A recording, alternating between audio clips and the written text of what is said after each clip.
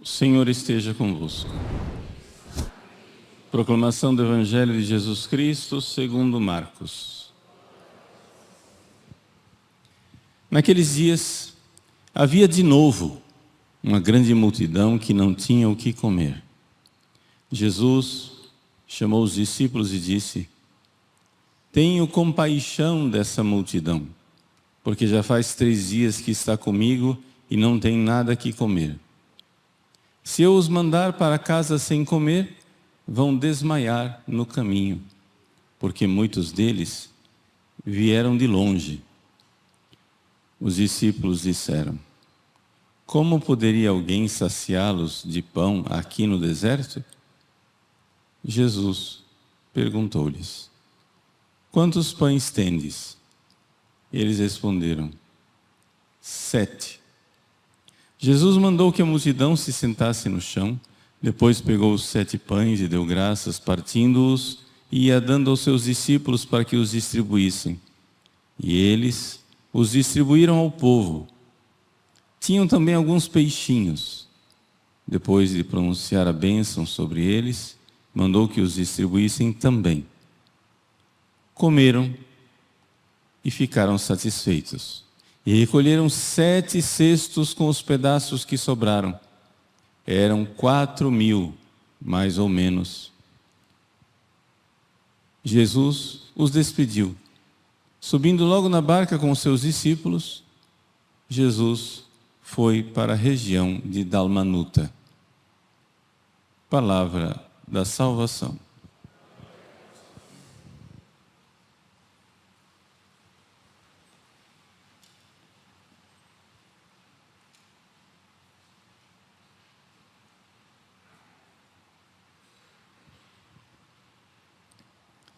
Meus queridos irmãos e irmãs, no Evangelho de hoje, Jesus multiplica os pães pela segunda vez.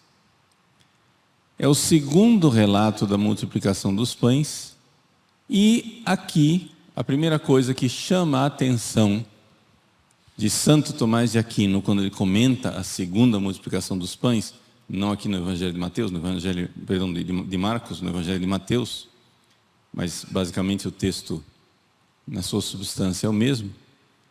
A primeira coisa que chama a atenção a São Tomás de Aquino é o fato da incredulidade dos discípulos. Ou seja, essa pergunta: como poderia alguém saciá-los de pão aqui no deserto? Fosse a primeira vez, essa pergunta teria cabimento. Mas Jesus já tinha multiplicado os pães. Já tinham sobrado 12 cestos. Ele alimentou 5.000 homens e sobrou 12 cestos. Depois, passa o tempo, novamente a mesma situação. Não idêntica, porque não estavam dentro da Terra Santa. Estavam fora, no estrangeiro. Não idêntica, porque não eram mais 5.000 homens, eram 4. Mas os discípulos eram os mesmos, Jesus era o mesmo. E aqui eles reagem com a incredulidade. Ou seja, o que causa admiração é os discípulos ainda não saberem quem é Jesus. Nós de fato aqui estamos ainda, daqui a pouco vai acontecer, mas ainda não houve a profissão de fé de São Pedro. O Evangelho de São Mateus, ele descreve a situação de forma um pouco mais ampla. Marcos, ele é mais resumido. Marcos, simplesmente, em um versículo, ele dá cabo de tudo. Ele diz: havia de novo uma grande multidão e não tinham o que comer. Ponto, acabou. Em 2 pinceladas, ele descreve. São Mateus é mais detalhado. E ele diz que Jesus curava as pessoas. E faz a lista dos doentes que ele curava. E Santo Tomás de Aquino, então, fazendo um paralelo da vida física com a vida espiritual, ele diz o seguinte: era necessário primeiro curar, para depois dar de comer. Porque para o doente, para a pessoa que está doente, o alimento causa repulsa. A pessoa que está doente não quer comer. Você oferece a comida para a pessoa doente, a pessoa não quer. Assim também na vida espiritual é necessário primeiro curar a pessoa espiritualmente, curar do pecado, curar da cegueira, curar da falta de fé, para que a pessoa possa verdadeiramente se alimentar de Jesus, receber o pão da vida. Então, a primeira coisa é essa realidade da saúde espiritual. Muita gente despreza isso. Muitas pessoas, não é, querem já receber as graças de Deus sem estar preparados para ela. É necessário que nós estejamos dispostos a mudar, dispostos a buscar uma cura espiritual, uma vida nova, uma vida diferente. Pois bem, e aí vem então o versículo mais importante que eu gostaria de comentar. Jesus chama os discípulos e diz: tenho compaixão dessa multidão, porque já faz 3 dias que está comigo e não tem nada para comer. Se eu os mandar para casa sem comer, vão desmaiar pelo caminho, porque muitos deles vieram de longe. Eles estão há 3 dias com Jesus. Santo Tomás, de forma muito perspicaz, inteligente, ele diz: olha, Jesus esperou 3 dias para fazer o milagre, para que ninguém dissesse que eles estavam com alguma matula escondida. É como se Santo Tomás estivesse no século 21, lendo alguns intérpretes céticos e incrédulos na multiplicação dos pães. O que é que muita gente interpreta da multiplicação dos pães? Jesus não multiplicou os pães, Jesus ensinou a partilha. Eles já tinham um alforge, eles tinham uma matula, eles tinham escondido ali, comida. Não. Jesus esperou 3 dias. Se eles levaram alimento, em 3 dias esse alimento tinha acabado. A prova cabal de que o que Jesus fez foi um milagre e não a partilha são esses 3 dias. Jesus esperou 3 dias. Você sabe o que é levar comida para 3 dias? Você precisa levar uma mochila, né? Entende? E não foi isso que aconteceu. Jesus esperou 3 dias e disse: se eu mandar embora, eles vão desmaiar no caminho. Então, de fato, aqui, Santo Tomás diz: Jesus esperou 3 dias para calar a boca dos caluniadores, que, não acreditando no milagre, diriam é que eles comeram da provisão que tinham guardado consigo.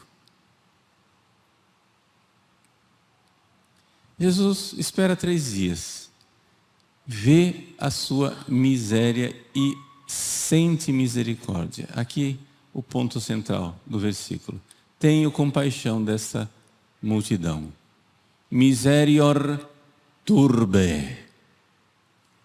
Tenho compaixão da multidão.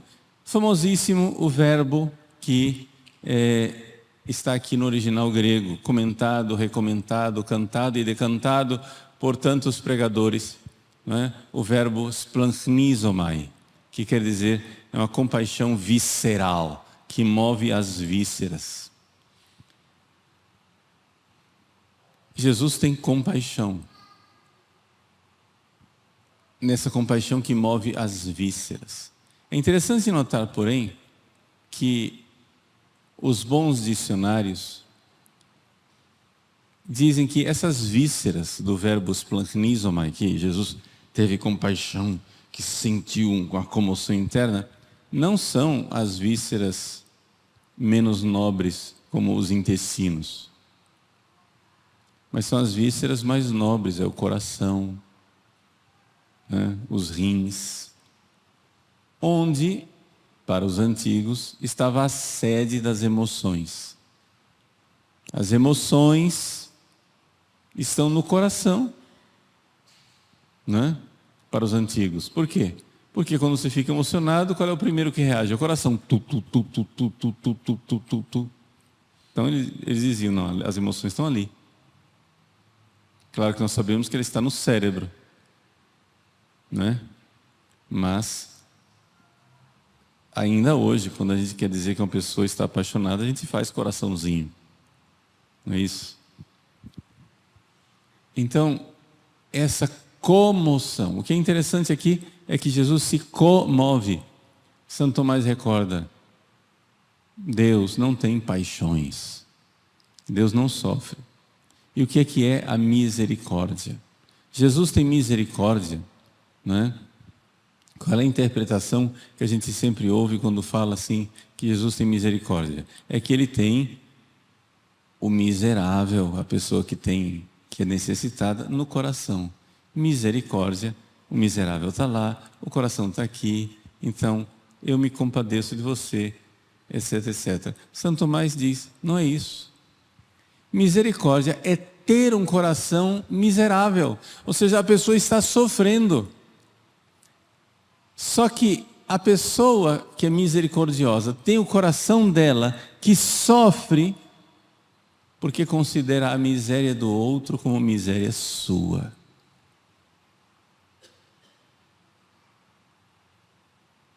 Você está na miséria, eu estou de boa, eu não tenho misericórdia. Você está na miséria e eu considero essa miséria como se fosse minha. Essa empatia, esse colocar-se no lugar do outro, essa compaixão. Compaixão quer dizer, eu sofro a paixão junto com você. Você padece, eu compadeço. Eu sofro junto. E Santo Tomás então recorda que Jesus veio a esse mundo para sofrer conosco. Ele tomou sobre si as nossas misérias. O coração misericordioso o coração misericordioso é o coração que se fez miserável por amor. Um sofrimento que não é meu, eu considero meu.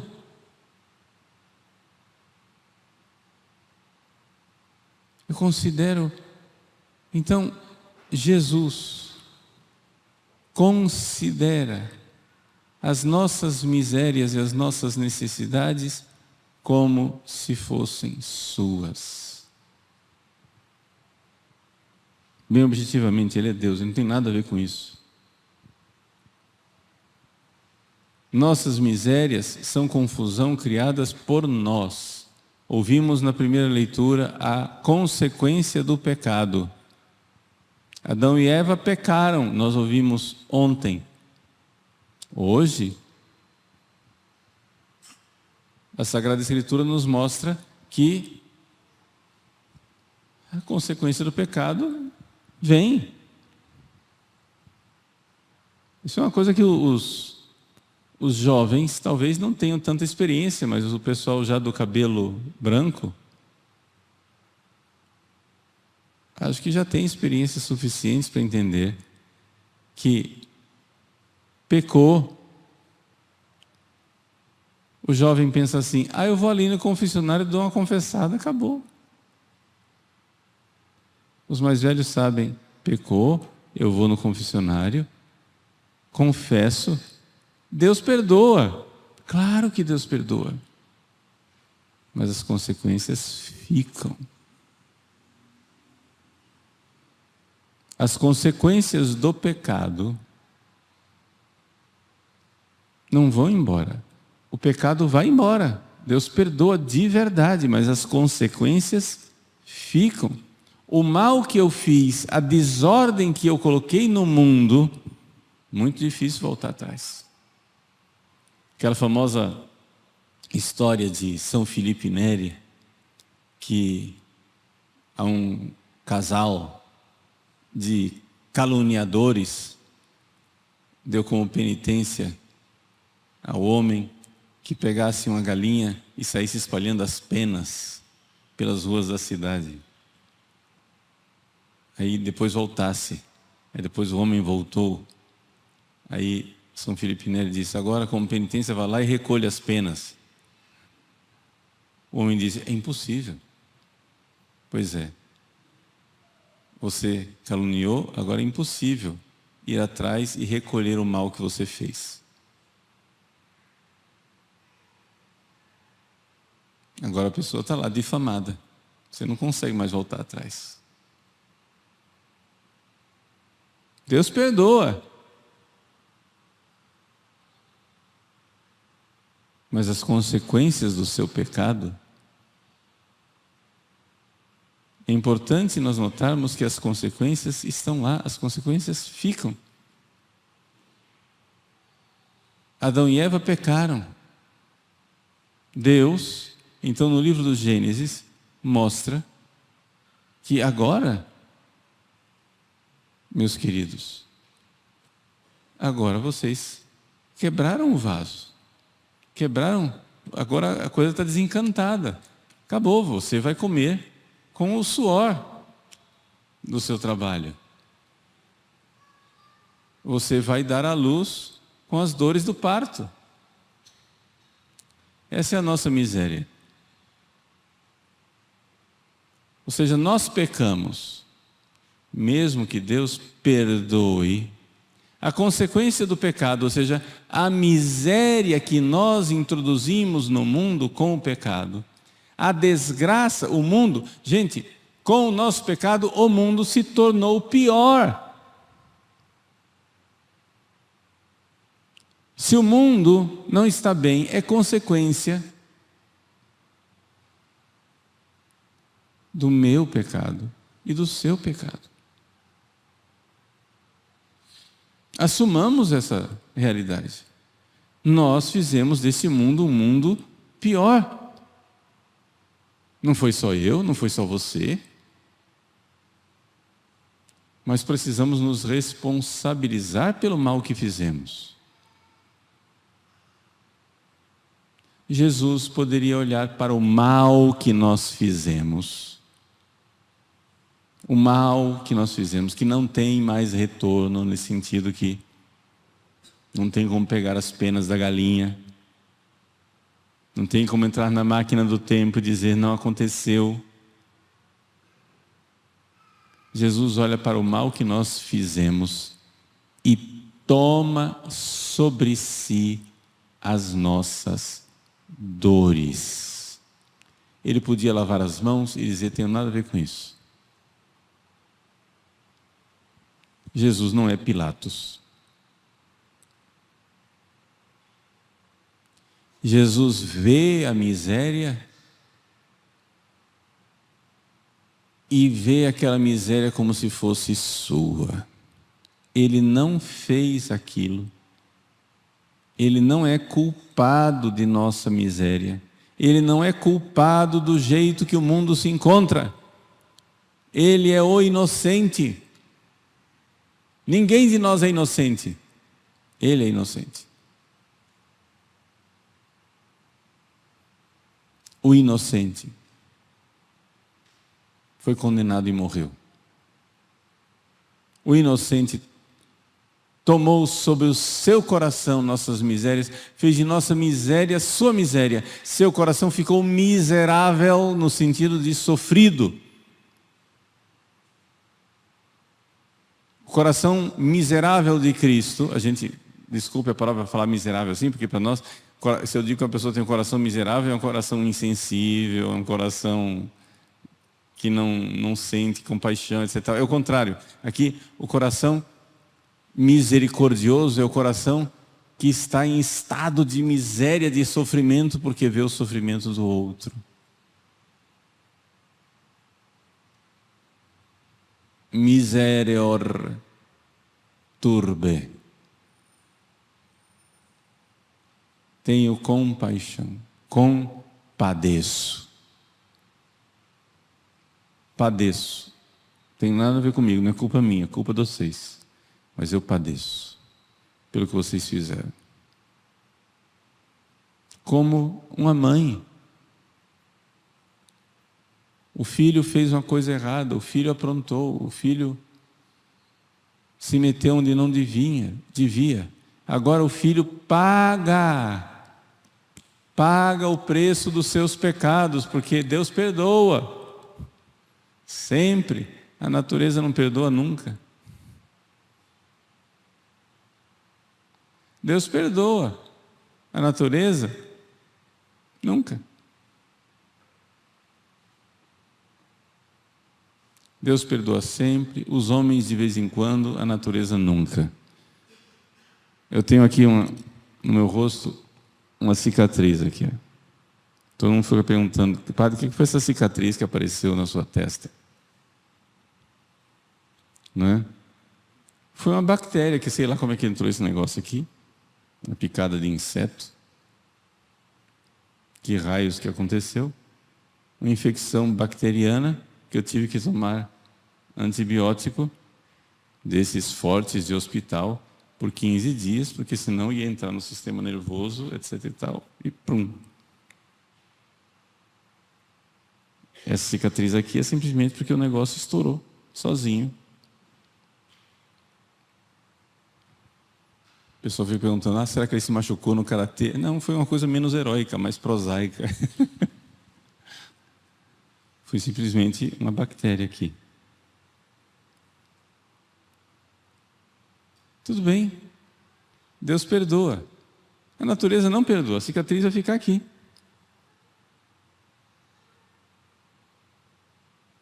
Vai ficar aqui, ó.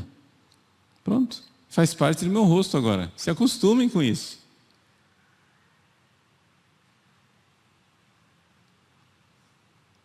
Para nós entendermos, jovens, que escolhas que nós fazemos, você pode confessar do jeito que quiser. Daqui para frente é remendo. Tá? Como diz, para falar dos jovens, como diz a oração da coleta do dia de São Luís Gonzaga, que é padroeiro dos jovens. A oração diz assim, olha, se nós não conseguimos imitar São Luís na inocência, imitemo-lo na penitência. Ou seja, ele era muito puro, muito santo, muito casto.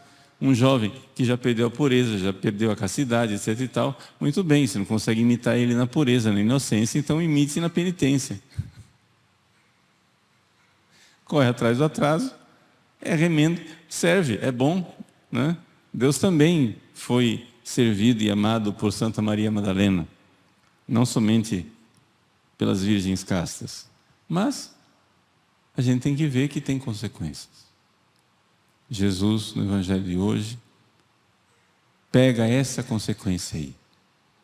Esse negócio que você aprontou na sua vida que você se arrepende. Sabe aquela coisinha que você fez que toda vez que você se recorda, até eu, gente, você sabe que sanguíneo é proverbialmente conhecido por esquecer as coisas com facilidade.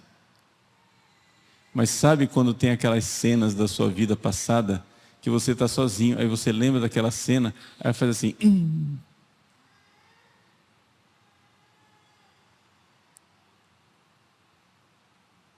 Sabe aquela cena do passado que você... Quando você lembra dela,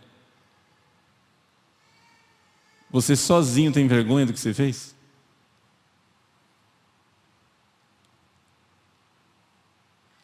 Nossa.